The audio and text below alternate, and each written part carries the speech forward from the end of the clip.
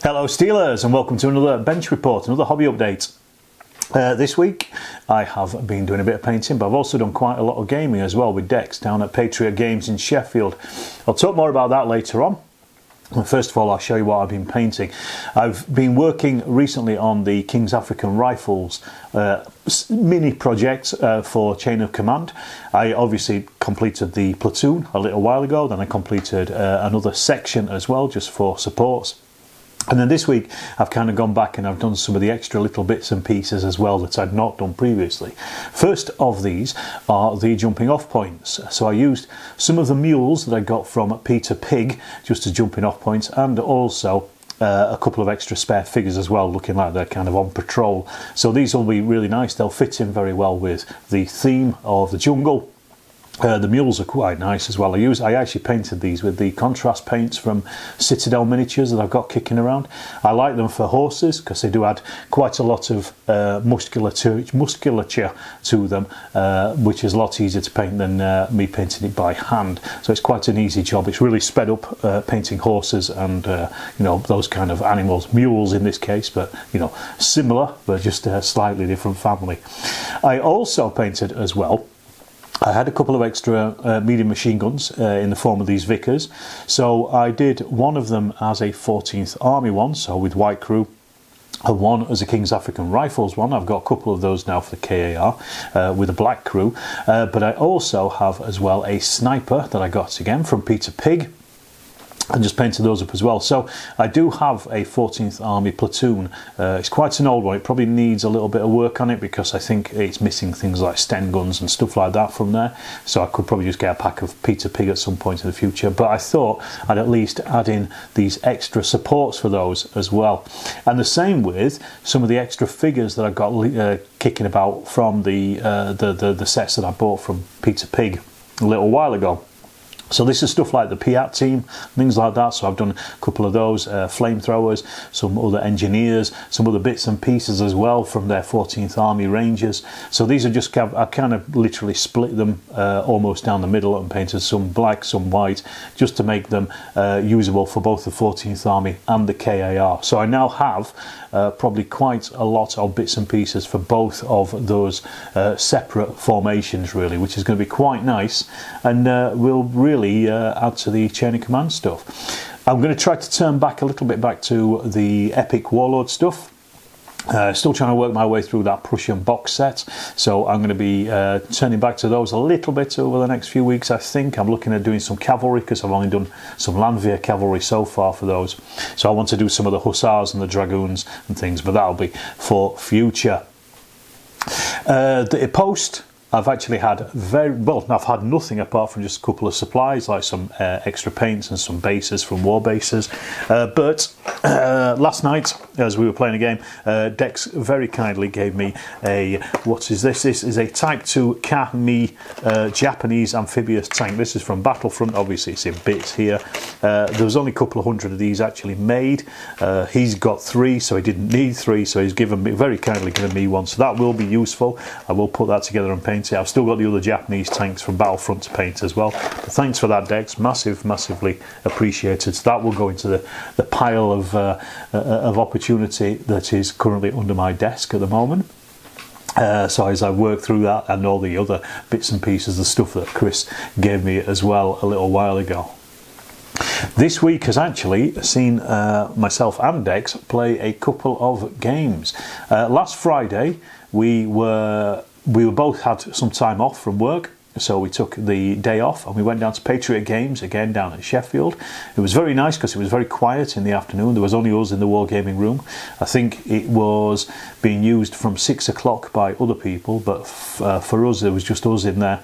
We were actually joined by Rich Crawley as well later on. He came down to say hello, so that was quite nice. Nice to see Richard.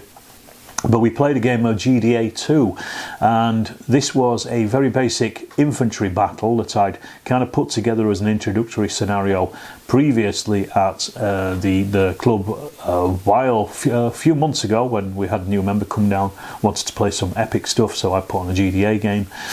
So Dex had played this. It was basically infantry versus infantry, three brigades each of infantry, one of them being off the table. The French had, I think, an elite reserve. They had more artillery tubes than the Allies did. But it was quite a nice mix, and it was basically we were just kind of trying out the rules because I've not played it for a little while and I wanted to get my head back into it because I really like GDA2, really good game. And I kind of just wanted to get my head back into it and just understand it again, really, and see what it does. So we had pretty much a good long afternoon. We started about 1 o'clock and I think we finished about 5. We didn't get the game finished, but we managed to get through about 8 or so turns. The thing with GDA2 is it's not complex, but because we were both quite unused to it, it meant slowly working our way through the rules. So trying to remember when things happen, stuff like that in the turn is the key there. And once we'd hit about 2 or 3 turns into it, we'd actually picked it up pretty quick, and both of us were steaming through it quite quickly. It was only when something came up that we'd not done before, or for a little while, that we had to refer back to the book. And it's a great game, really good game. Dex was attacking as the French. He pushed up really hard on my right flank, but I was able to block him with my reserves. Now in GDA2, as I've spoken to Dave Brown in the past, whoever releases their reserves first generally will lose the game. It looked like I was winning at that point, but Dex had not released his reserves yet, and they were the elite grenadiers of the guard. So I think they may well have swung stuff because they may well have just smashed into my left flank, which was a little bit more exposed at this point. But he was certainly giving me the creepies on the right hand side as well. So we kind of ended it with a draw. Dex kind of thought that he couldn't win it at that point. I think a few more hours we may have maybe pushed it out, but obviously we were getting to the end of the day, so we enjoyed it. So yeah, that was great. Well, I didn't film it, of course, but I will be returning to GDA2 over the next couple of weeks, which I'll talk about in a second. And then Thursday night, I'm recording this on Friday, as always. On Thursday night, last night, we went down to Patriot Games again, and we set up a game of Chain of Command Star Wars / Blake 7 mashup. Dex has got a load of 3D printed Blake 7 15mm figures that he got from somewhere. I can't remember the name of the company. I'm sure he'll leave the name in the comments down below. But I've got a load of Star Wars figures from various companies, mostly from Highlander Miniatures. I don't know if they're still making them, but you can find their blog somewhere online. You'll find them, I think they're calling them Minions, but they're basically Stormtroopers. And a few other bits and pieces mixed in as well from other manufacturers. I think my Imperial officers are actually Italian Second World War commanders from, I can't remember where they came from, but from one various 15mm manufacturer.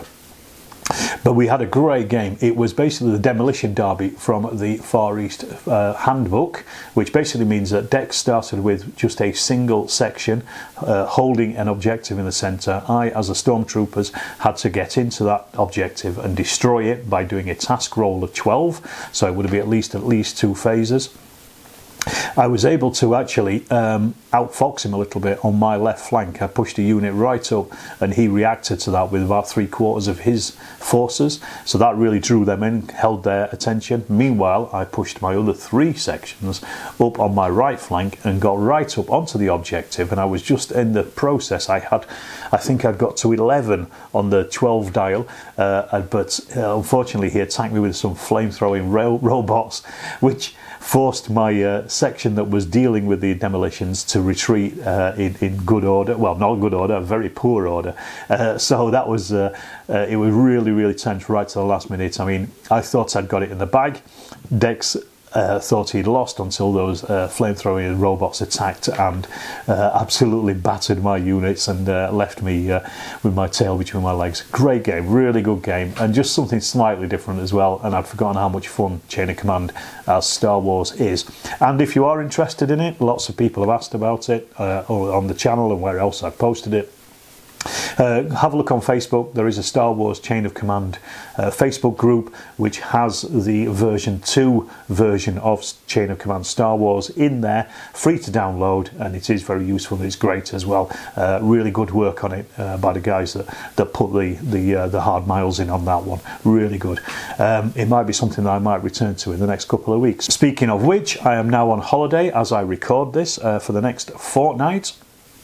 I've got some time off in lieu to use up, so I'm just basically using this up. This is not my lieu, this is time I've worked overtime that I don't get paid for, but I basically just I take off as time off. So I'm going to spend some of this time doing some housework. Of course, there's various bits and pieces that still need doing in the house. There's always going to be that, but in between that, I'm going to be recording some videos as well for future release. I did put a call out on the channel on the community tab to ask if anybody had any particular interest in videos that they wanted to see. So I've got some very good ideas as to what is going to come, and I've gone through that list and I've had a look at it and I've thought about it. So there's quite a few things that I'm going to be turning my hand to over the next couple of weeks, and fingers crossed you will see those at some point in future. It might not be for a few months, but I will post photographs and things like that as I go along as well, just as I'm taking those. So check out the community tab on the channel, or I think it's posts it's called now, I can't remember what it's called, but also on the other social medias that Storm of Steel is on as well. So that's Blue Sky and on Facebook and also even on Instagram as well. Just go and check those out and you'll see my progress as I do that, and also we'll be doing some painting as well in between all that. Right, that's about it for this week, I think, really. I've got stuff coming up. I've done quite a lot. It's Halloween weekend this weekend, so we're going to be out and about and busy doing things, dressed up as various werewolves and ghouls and what have you. We're going down to some gigs over the weekend, but yeah, it's going to be good fun, and I will see you in the next Storm of Steel video.